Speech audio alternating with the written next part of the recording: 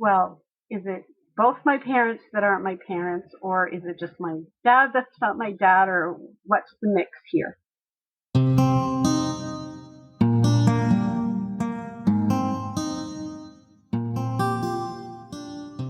Hello, you are listening to NPE Stories. This is a podcast where NPEs can share their story. I am your host, Lily, and I found out I was an NPE through an ancestry DNA test that changed my life forever. NPE is a term that stands for Not Parent Expected or Non-Paternal Event. This means that one or more of our parents are not who we believe them to be. NPE Stories is a podcast where NPEs can share their story of what their original family was like, how they found out they were an NPE, and what their journey has been like since the day they found out. Welcome to episode 75. I joined a webinar this afternoon hosted by Right to Know. They had many different Facebook moderators on from various NPE, MPE, DC groups, LDA groups, and they were all sharing. And their next webinar is April 18th at 1 p.m. Pacific time, and it's dealing with narcissistic moms and other family members. So I wanted to start by sharing that. I love being around others who knows what it feels like, what this feels like. And perhaps that is why you are here, listening to the NPE Stories podcast. Being around other people who know the pain and trauma around finding out you are not genetically related to your family members, or at least half of them, it's comforting because we get it. It feels safer to express yourself when you are understood. And this is a safe space to share. And sharing with us today is Kathleen. Hi, Kathleen. Hi, Lily. I saw you on the webinar this afternoon, didn't I? Yes, you did. Yes. And I should... Great job. They do a great job. You're right. And I was just going to cut in and say I should mention, for any confusion, the name of the episode is Wendy, Kathleen's Story. Your name is Kathleen, but I think you will get to this more later. And just wanted to clarify that. But thank you so much for sharing today. No, thank you for doing these podcasts and inviting us to speak. I think it's important for us to tell our stories as much as we can for healing. And people get so much out of listening to them, and sharing them is healing. You're right. And I see the notes you sent me, but why don't you go ahead and start at the beginning of your story and share what your original family was like? Okay. I grew up in a small town, and Dad was a letter carrier, and Mom worked as a secretary at the local clinic. I grew up with a sister who was 5 years younger, and my sister lives in the next state over, and she has a couple of kids, and I have a couple of kids. I was married, but my marriage ended in divorce. My husband left me for a younger man, but that's a whole different podcast. Middle class, really great family, good childhood, busy as kids. Parents really didn't spend a lot of time playing with us and things like that. They were more into yard work and those things. Took a vacation every summer for 2 weeks to a local lake, and once a year a day trip to the beach, and that was what our life was like. My husband owned a hardware store, and we went to one of their conventions, and he won a free trip to Cancun. And he had already had a passport, but it had expired, and I had never had a passport, having never been out of the country. So we went to the post office and applied for passports, and actually the person standing in front of me was one of my colleagues, and she was getting 4 passports. So we applied, did what we needed, time passed, an envelope arrived in the mail, and it contained my husband's passport, but it did not contain mine. So I call the passport people and say, what's going on here? And they said, well, you didn't send documentation as to why your birth certificate was filed 14 months after your birth. Now, I always had a copied birth certificate. It wasn't a real one because my folks, the story that was told to me was that my mom's physician was on vacation in Vermont. My mother was very nervous, so he invited her to come to Vermont and deliver when it was time. So that gave me a facsimile of the original birth certificate. And I use that for everything. I mean, driver's license, school, marriage, anything I needed, I used that for. So this was the first time that it was ever in question. And so I hang up from the passport people, and I do need to say that as I got to be a teenager, I never completely fit in. My problem-solving skills were so much different than my sisters, than my parents. And I had actually asked a couple of times if I was adopted, and I was told no. I look like my mom.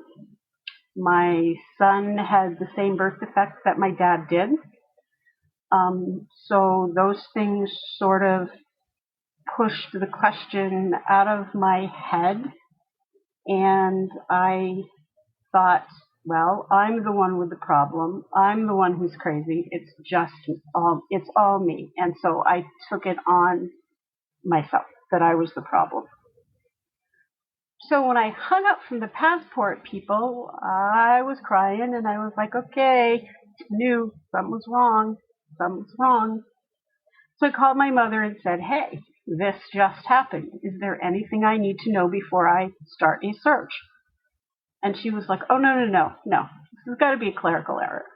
Now, this is June of 2005. I go to work the next day because, of course, everything has to happen during business hours because that's when, probate courts and town clerks and those kind of places are open. I worked in a clinic in an office with 5 other people. Our proximity was pretty close to each other. I was a telephone triage nurse. And so everybody in that room, the minute I picked up the phone and started talking, knew something was up. So I called Burlington, Vermont's town hall and talked to a lady and say, I just found out that I can't get a passport. I need my birth certificate. She looks it up. She says, oh, yeah, it's right here.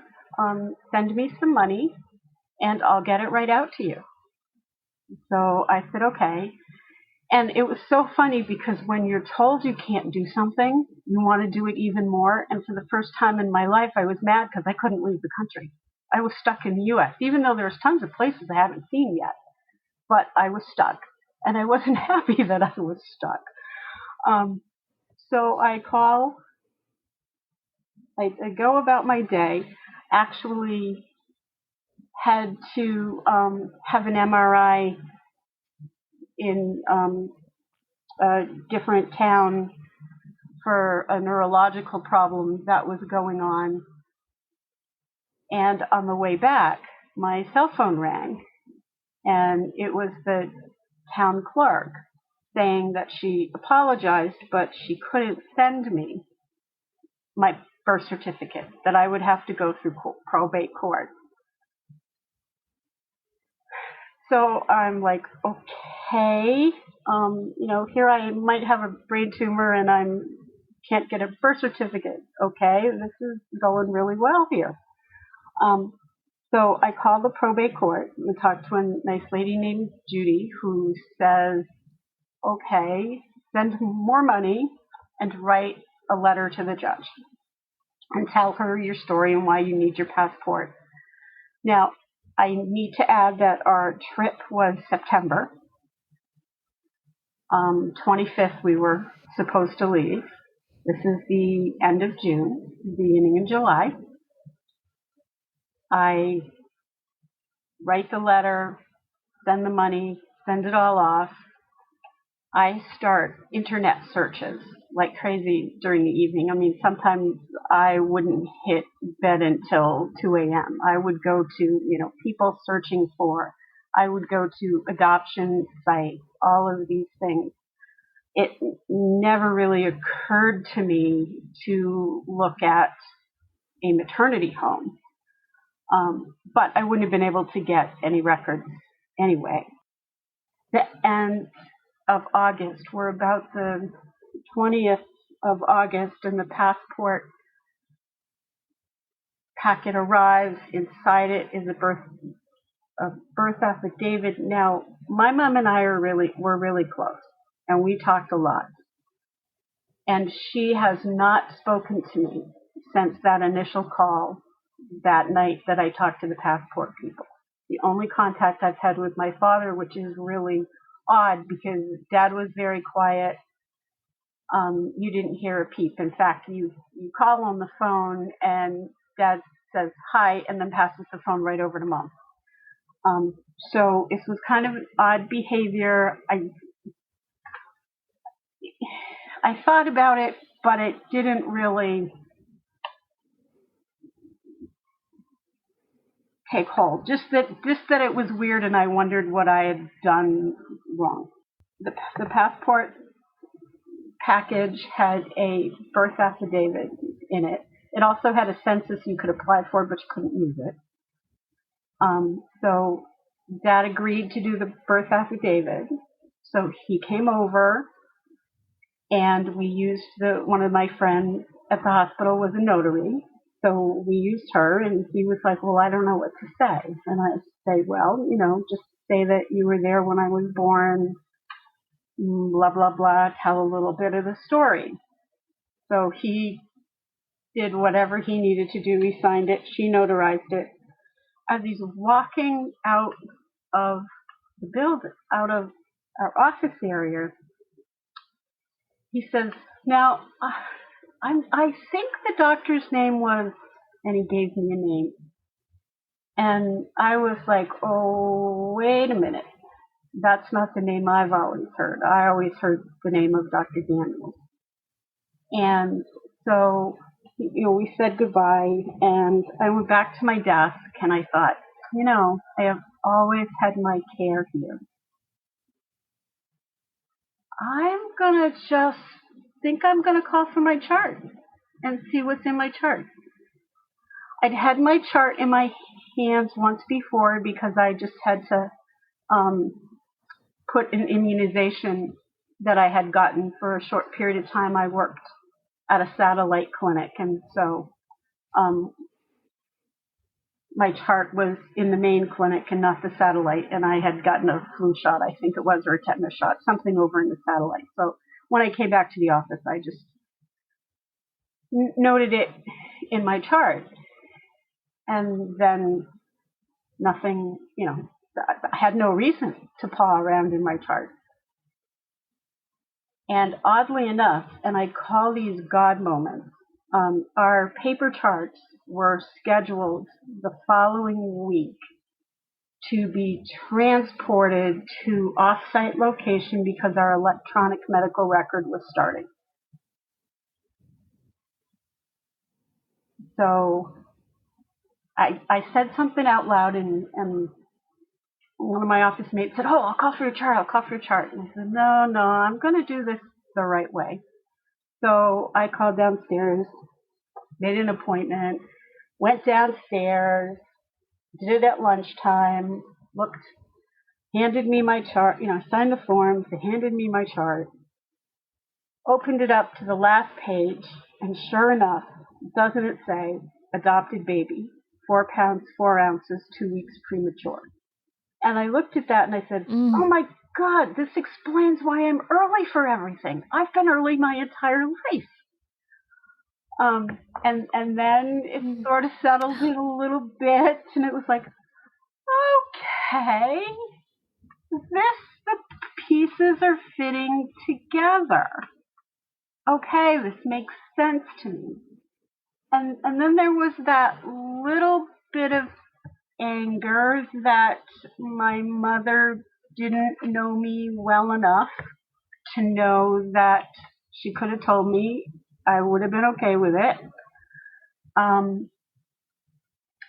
So I make a copy of that first page and I bring it up to the office and I float it over the shoulder of my colleague. It drops in front of her. She reads it and she goes, oh my God, oh my God, oh my God. And I said, yeah. So I pick up the phone and I call the probate court. And of course, by this time, Judy and I are on first name basis, and said, I am not supposed to know this, but you're looking for adoption records.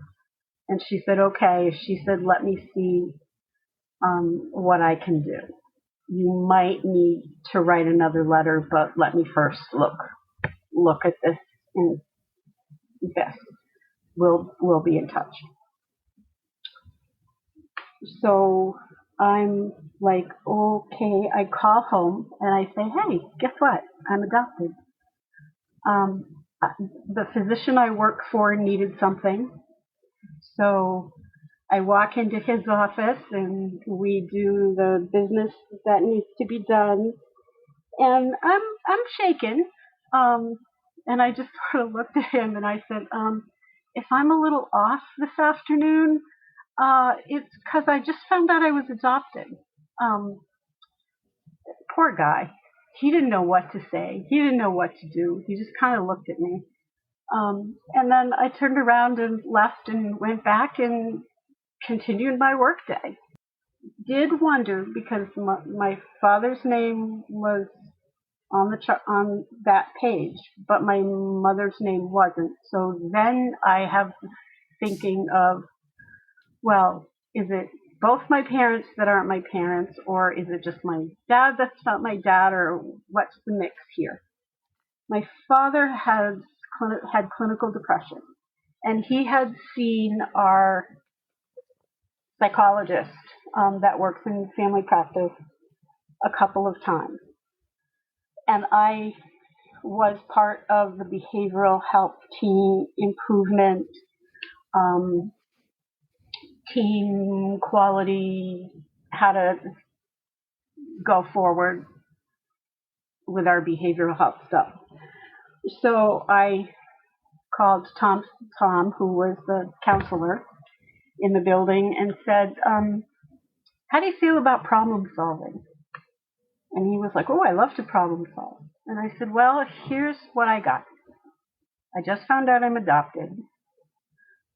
The dilemma for me now is, do I tell them I know? Am I going to burst some kind of major defense that they've put up?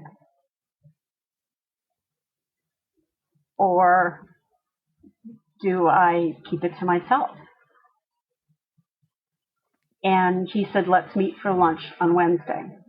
And at some point, I don't even remember when, I must have said something to my dad about taking a day off from work and going to probate court and sitting there to see if they would hear my case. Because remember, this is the end of August and my trip is the end of September. So I'm thinking, okay, I can get to Cancun. Cancun could use nurses, right? I mean, it might be a nice place to live, but if I go, I'm not getting home because I don't have a passport. I get a phone call at 9:30 in the morning, and it's my father. And he says, "Can you come over?" And I'm like, "Sure, I'd be happy to come over after work." And he says, "No, now." And I'm like, "Okay." And of course, there's never a supervisor around when you need one. And this, I also call a God moment, because sitting out in our flow room was a phone triage nurse who didn't have an assignment yet. So I said, "Hey, Rebecca, can you pop on my phone? I got to go." And I said to one of the other girls, I said, "Can you just let our supervisor know where I've gone?" And she said, yes. And for some reason, I must have known, because at the time we still had our gift shop, and I stopped in the gift shop and I got a long stem red rose to take with me to my mother. They lived like 2-minute drive. So I've actually spent my career working in the neighborhood where I grew up. So we drove over, walked upstairs, made the left into the living room. My mother's sitting in the living room chair with her puzzle board in front of her. She's got a big picture window that looks out over the neighborhood. To her left, Dad's standing there, and he says to me, "You know why you're here?" And I said, "Yeah, I've known since Monday." And then he proceeded to tell me the story of their going up to Burlington, Vermont. They'd gotten a call saying that they had a baby. Dad then tells me that they didn't know I was coming home, so they didn't have any supplies. They had to stop at the store on the way home for supplies.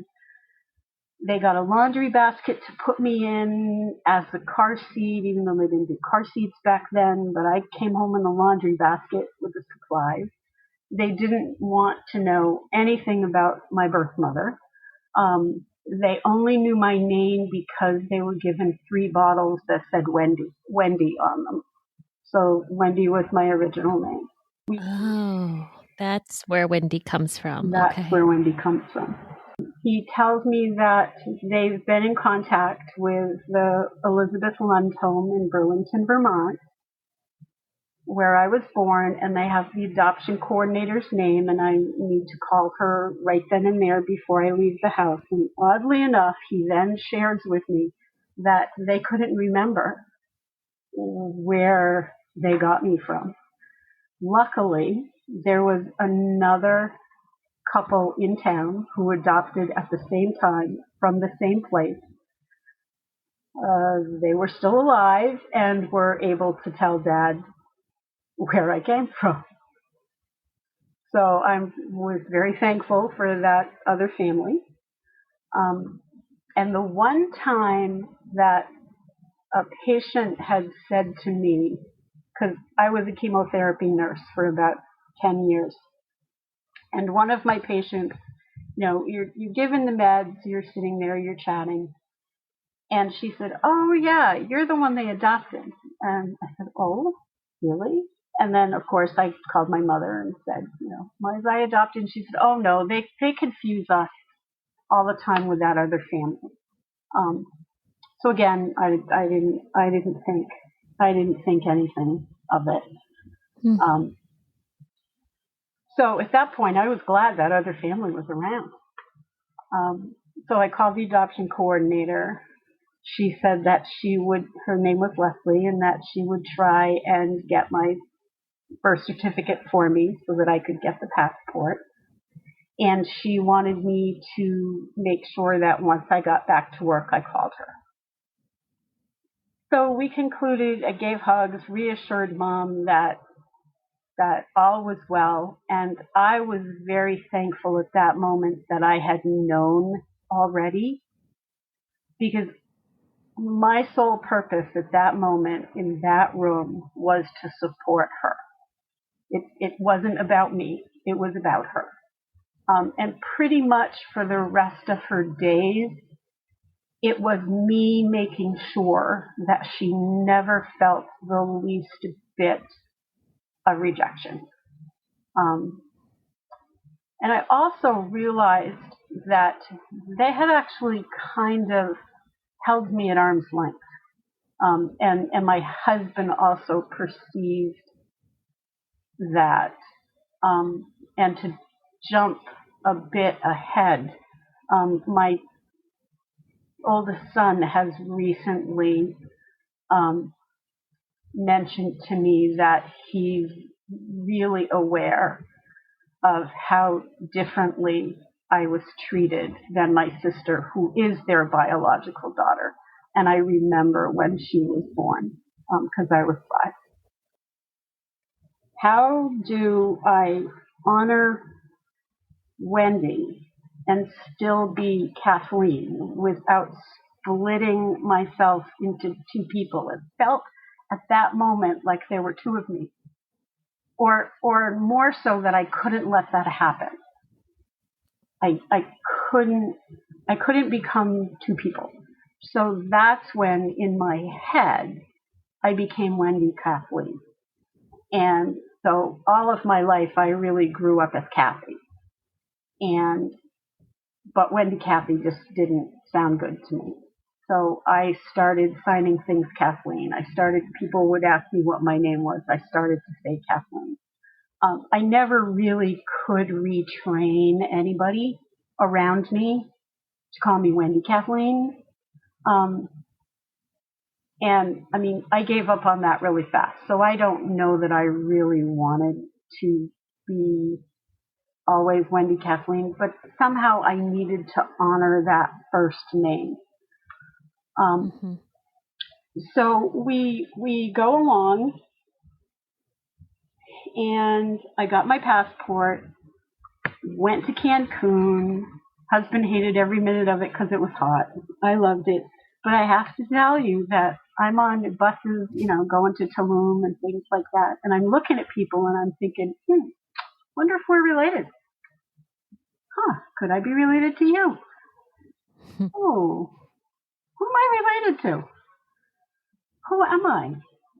All those things that you'll find, I think, are pretty normal for late discovery adoptee. Now, I'm 49 years old when all this happened. So I've lived half of my life with the wrong medical history. But I did go into my medical records and I wiped out my entire health history and hit the adopted button. So it's February of 2006 now, and part of the reunion process, because I'd gotten the non-identifying information, Leslie made it sound like I really should pursue the identifying information. The next step was exchanging letters. So it's February 3rd. It's a Friday. I work half a day. I get a call from Leslie saying, you need to write a letter to your birth mom. Now, they did find the wrong birth mom first. And so she fixed that. She assured me she had the right one this time. And would I write a letter? So I'm sitting here in the same room I am right now, on the computer writing this letter. What do you say? Do you bullet point your whole life? Do you just hit the highlights? What do you say? Well, first I started with a thank you. Thank you for your bravery. Thank you for the decision you made. Couldn't have been easy. That kind of thing. And then I gave a little bit about my life. Well, my phone rings. So I answer my phone, and it's my mother. How about pizza for your birthday dinner? I'm like, okay, Mom, pizza sounds great. We talk for a little bit. I hang up the phone. I go back to the typewriter, and I'm like, what just happened? I can't even process this. I decided that it was the most surreal moment I was ever going to have in my entire life, because I'm writing a letter to one mother and I'm talking on the phone to the other. It took me 8 hours to write the letter. I wrote it, sent it off, didn't hear anything. Well, come to find out, my biological mother was well into dementia. I did eventually get a letter. And what Leslie ended up doing is, because she lived fairly close by, she actually took my letter to my mother's house, to my birth mother's house, and read it to her. So I did get a letter, a quick card back, saying that my father was Italian, and that was about it. So time passed, a little bit of time passes, and she does agree to meet me. And so we make the trek to the Lund Center, which still is going strong. It's in a different location, but it's still doing its thing. And so this would be April 5th of 2006. And we're driving up, and so I'm thinking, okay, I'm a good person. Not all of it is nurture. Some of it has to be nature. So I'm thinking, yeah, probably good people. I asked my husband what he thought, and he said, oh, this is going to be a grand disaster. He said, oh, this is going to be awful. I'm like, okay, glad I brought you. So we get to the Lund Center. I meet Leslie. We go in the office. She says, let me just call to make sure that she remembers we're coming and bringing lunch. And so she calls, and apparently a guy answered the phone. And she said, can I talk to my birth mother? And he's not letting her. And she says, well, we're friends. And of course, she can't tell the real reason for the call because of the HIPAA laws. So he's given her a really hard time. And finally, he acquiesces and hands the phone over. And she says, remember, we're bringing lunch. And then she said, does he know? And then she hangs up the phone. And so she said, apparently her son is there on vacation. Her son is home. He's on vacation. And he doesn't know. And she said that she would either tell him before we got there or after we get there. So poor Leslie is like, here's your exit words, here's the exit strategy, because she's thinking, oh, this is not going to go well. And I'm still like, I don't know, I guess I'm the up positive person. I'm like, oh, well, I don't know. I'm still thinking it's not going to be as bad as it sounds. Of course, I could just be oblivious to the whole thing in my own little world. So we get there, and they lived in a duplex, and they were on the top floor.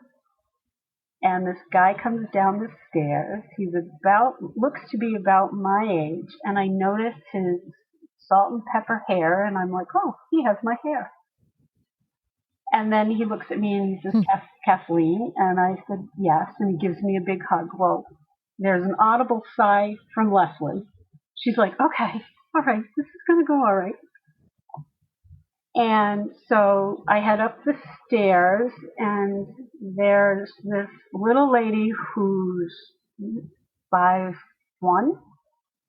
little less, white hair, stand at the top of the stairs, and she says hello, and I say hello, and her first words to me were, oh, I'm so glad you have your father's height.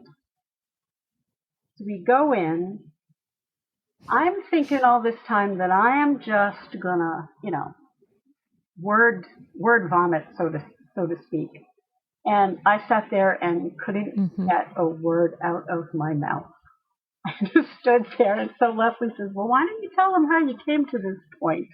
And I'm like, "Oh yeah." And once you got me talking about my story, I was pretty good to go.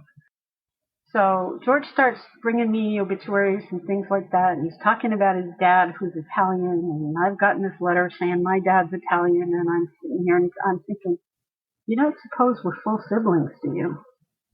But I'd only been in the room like 15 minutes, and I'm like, I can't ask that question, and I don't know whether George honed in on it or we had telepathy or what. But the next thing I know, coming out of his mouth is, "So, Mom, you need to tell us anything else?" And Jonathan said that you should have seen the look on her face because she turned to them with this "help me" look, and she said we were full siblings. So I was like so excited. That was the best gift that reunion could bring me because I'd always wanted a brother. I tried to make my cousins my brothers. That was just the world. We were there for about 3 hours, and George, my brother, walked me out to the car, and all I could think to say was, "I am so glad you exist." And we exchanged numbers, and it was like, call me anytime, night or day. I mean, it was just like we had known each other our entire lives. We are 21 months apart. I'm older. So we go about life, and I drove up. They're 3 hours north of me, and I drove up twice a year, spring and fall, and would spend weekends. And then occasionally we would do some halfway things, but mostly because of Mom, it was me going up there, which was great because I absolutely love to drive. Once I knew who Bio Dad was, I decided that I was going to maybe reach out. And I sort of, was like, "Okay, God, if I'm supposed to reach out, you got to give me a sign, not anything subtle. You got to hit me over the head with a brick." And I happened to be emailing a brother who had a half brother who had passed away, and his wife's email was right there in my face. So I said, "Okay."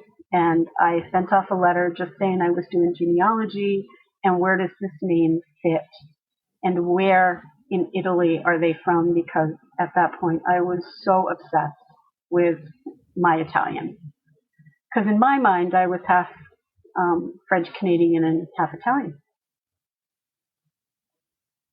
So I get that email from the half sister, and oddly enough, I discovered that I was pregnant with my first child, who I named Christopher, on the day that my birth father passed away, and his daughter's name is Christina. So throughout this story, there are a whole bunch of synchronicities that had happened. Mm-hmm. Go back and forth with emails. I actually reacquainted her with her mother's best friend. So she agreed to see me. This was August. We went up, had a nice visit, and then I got the email saying, "Don't ever contact me. Don't ever reach out to any of my family. Don't ever be in my life." So I sent back an email saying, "Okay, just want you to know I got your email and have a great life." And in 2014, when I got divorced, I was kind of shooting my mouth off with my office mate that, I'm never going to get anywhere. And, because we had talked about going to Italy and stuff like that. And she said, "Well, I've been to Italy, but I want to go again. So why don't we go?" So we did. do that in October of 15. And we purposely went to the little mountain town where Biodad was from. But my office mate wanted to go through the cemeteries and things like that. And normally I think I would have, except in the back of my mind was, you're not supposed to be here. You're not supposed to have anything to do with this family. You probably shouldn't be, walking on gravestones. So we stayed at the spa, which was lovely. And then when I got home, Biomom dementia got worse, and she passed away. And then my mom got sick, and she passed away the following February. I had then decided, well, I want to know how much Italian I am. So I did my DNA, and it came back with no Italian. No Irish either, and my maiden name was Shea, so I grew up Irish. And I'm like, okay, this is bad. So George and I talked, and my brother, and we decided that maybe there was something wrong with Peter's side of the family, and that was Biodad's name. And I kind of knew, but denial is a beautiful thing or a powerful thing. And so I put it out of my mind. And then in November of 20, my brother tested. And on 12/31 of 19, his DNA came back French and Italian. And I was crushed because it was right smack in my face that the love story we'd heard, all the synchronicities, the half-sister was totally right to reject me. I wasn't related to her. Just sort of came flooding on in. And then COVID hit. Oh. And so I'm like... Wait, Kathleen, so did you just say that, after finding out you're adopted and you have this full sibling, now you're saying your birth father actually isn't your birth father? That's correct. I am now an NPE.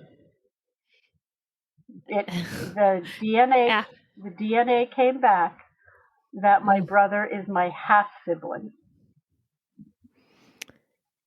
This is the strangest NPE. He is maternal. And so I am back to have no idea who my father is for the second time. I go into the office, and don't you know, I get into my chart and I erase my medical history for the second time. This time there's tears in my eyes just because,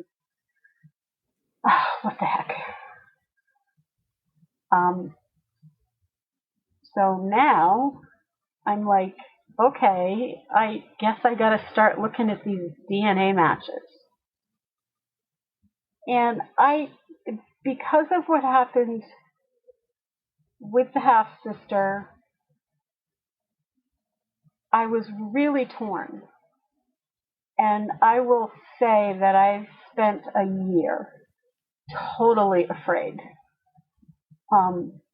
Wanting to reach out, not wanting to reach out. What happened if I reached out? Can I handle the rejection again? What? I just didn't know. And at one point I called it all off and I said, no, I'm not doing this thing. I am done. I am meant to never know my cellular origins. And then somebody in our group posted something called Have You Done It? And also during the time of COVID, I found Chelsea Palermo's The Right Journey. And so I took several of her Zoom classes. And she does a thing called Right to Heal and Right to Self. And I really healed a lot of the marriage stuff. But I also had friends who would periodically remind me that all of the people who were supposed to love me, parents, husbands, all lied my entire life. As the healing went on, I decided, and I learned these writing skills, I decided, well, I'm going to give it one more try. And I had matched with several of this particular name. I had matched with several of the distant relatives. I had first cousins that I had, through Ancestry, that I had emailed, and one I never heard from. One said he'd provide me information and then never did. And so I then went with the next generation down and actually had a second cousin who responded and gave me some names of a particular family. So I was pretty sure I had the right family tree and I had the right branch of the tree. But there were 3 limbs that it could have been. And again, with my DNA matches, I got rid of one of the branches. So now, one of the limbs. So now there's just 2 limbs out there. I did get brave, and I sent a letter to a person that I suspect could be a half sibling, and I got blocked because I sent it Facebook. I got blocked, friend request denied. So I let that go, and then I decided, well, there's one other half sibling. I'll give it one more try. And so I sent the Facebook friend request. I sent the blurb to go along with it. The friend request was denied. So at that moment, and I actually had sent a note to one of my groups, I'm done. And I don't know if I can use this word, and you can cut it out, but basically I said I'm done with the shit. So a week passes, and I'm at work, and I get an instant message from this person who had denied my friend request, and my blurb to her was that it looked like we might be related, and I wondered how. And so she came back with, well, how can I help? She said, is it my side or my husband's side? And I went along and told her the story of my being a late discovery adoptee, and that it was her side, and she agreed to test. So she sent her testing on February 3rd. And so she got the Ancestry test kit I sent her on the 28th. And then I had a moment of panic. And a couple of the people in my group, I'm sure I was just making them, they were just cringing when they found out what I did. But because I panicked, I sent her a note saying, before you take this DNA test, make sure that you really think about it. Because if, like me, I know these DNA tests can give answers, but they can also create questions. And I just want you to make sure that you're okay with whatever your results are, whether they're expected or not expected. And she typed back and said that, it was fine. She gave a thumbs up. And then later she said that she was pretty resilient. We haven't talked a lot. Through Messenger, she did send me a family picture, and she thinks that her uncle is my father. I kind of think her father might be my father, but I'm happy either way. It should be an answer. She said she thought we'd have the results around April 10th. I did want to say that this year at Christmas time, I've always been a lousy rapper. And it just, Christmas just isn't my thing. Christmas was my adopted mom's thing. I mean, she excelled. She was perfect. Every bow was perfect. Every present was just exactly what you needed, perfectly wrapped. People would come to her house to see her decorations, all of those things. And I just never made it to that level, even though I tried. And as I was sitting here this year, wrapping presents with this negative voice loop going through my head, you're not good enough, blah, blah, blah, blah, blah, I decided to just text my brother. And I said, so how is Mom at Christmas? And he said, well, it wasn't much for wrapping. It was mostly ribbons and bows. And then his next sentence was, yeah, and I don't want to be ungrateful, but she wasn't very good with gifts. I dissolved. I was like, oh my God. I have spent my entire life chastising myself for something that wasn't necessarily in my DNA. And so that's sort of how I turned all this not fitting in and things like that. A lot of people have anger. I unfortunately turned it in on myself and have come to realize as at age 64, and I'm just coming out of the adoption fog, that I've really done some psychological damage to myself because I didn't know my story. Mm-hmm. But that's, on the road to recovery there. So I've had some good matches, and I am just really hoping that this DNA test comes back with the right DNA for her, and that, her only surprise is that we're related. Is this, I know you are waiting on the DNA results, and you are speaking with this other lady, which may be your first cousin, maybe your half sibling, we'll find out. Is her dad alive or her uncle still alive? No. Both of them are no longer alive. Both of them have passed away. Okay. If it's her uncle, then I am one of 5 sisters. I would be the 6th sister.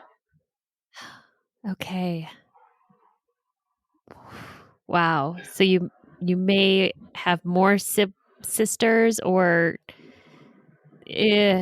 only time will tell, right? Right. As soon as those results come in.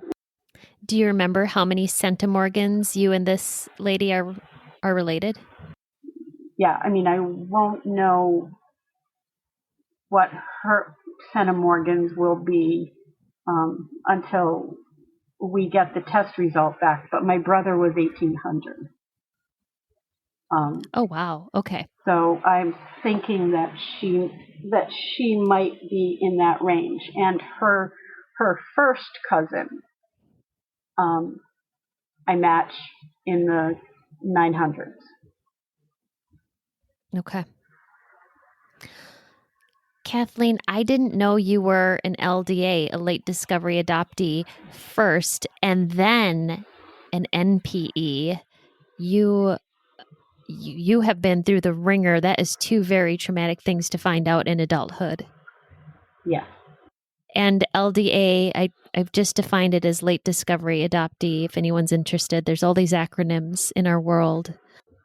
Did you, well, I suppose you never got a chance to talk with your birth mother before she passed about your birth father because you had wrong information. Right, yeah. All I knew from her is that Peter, who's my brother's father, was the love of her life. And in subsequently talking to a maternal cousin who I hadn't met yet,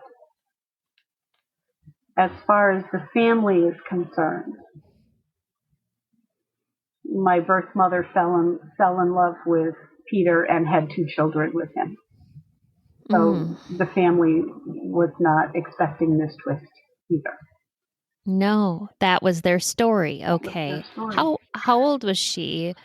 She was 32. When she gave birth she to was you? 32 when I was born, so she knew what was going on. I mean, it wasn't like Really? she was 16. No, she was 32. And she was 32 and she gave you up for adoption. Yeah. And I later found out that she had rules for my placement. The people had to have no children, but children could come after me. They needed to live in the suburbs. They needed to be Catholic, and they needed to be around her age. Wow. Yeah. I also found out that all of my friends knew. They thought I knew, so they never mentioned it. Wow. And why did your birth mother give you up for adoption? She didn't feel like she had the resources to take care of me. As my cousin would say, they were dirt poor. And she knew marriage wasn't in the cards for her at that time. So she just didn't feel like she could give me what I needed. Okay. So today on that webinar, they were talking about late discovery adoptees, LDAs, and being in the fog, being out of the fog. I had not heard this term before today.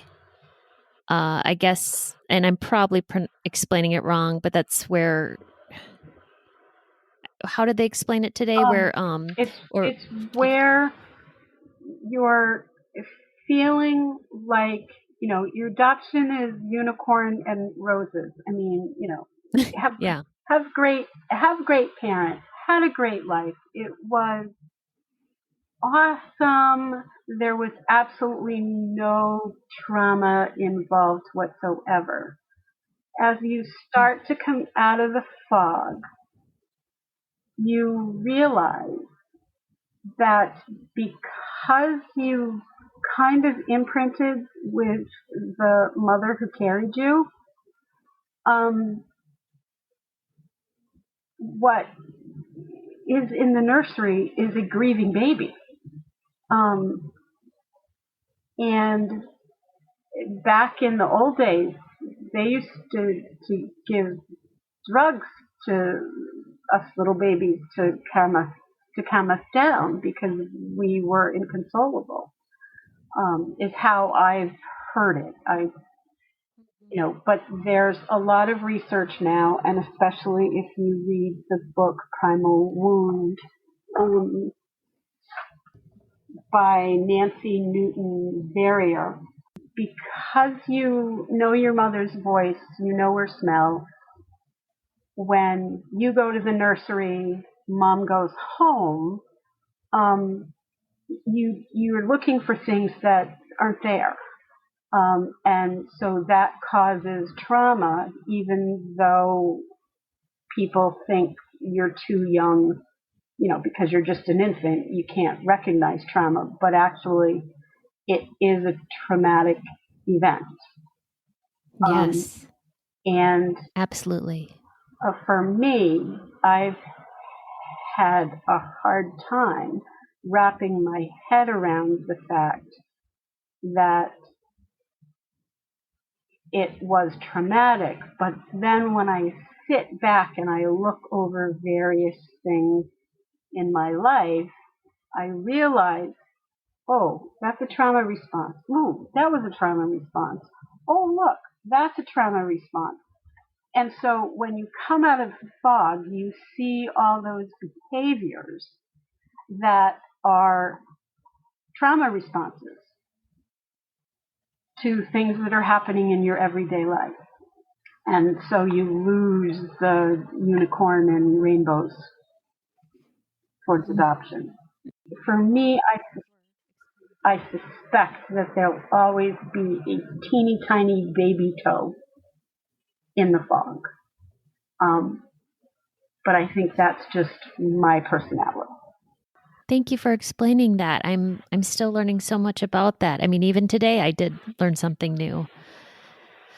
And you have mentioned some great resources I'm going to add to the episode notes. You just mentioned the book. Earlier, you talked about a class you took.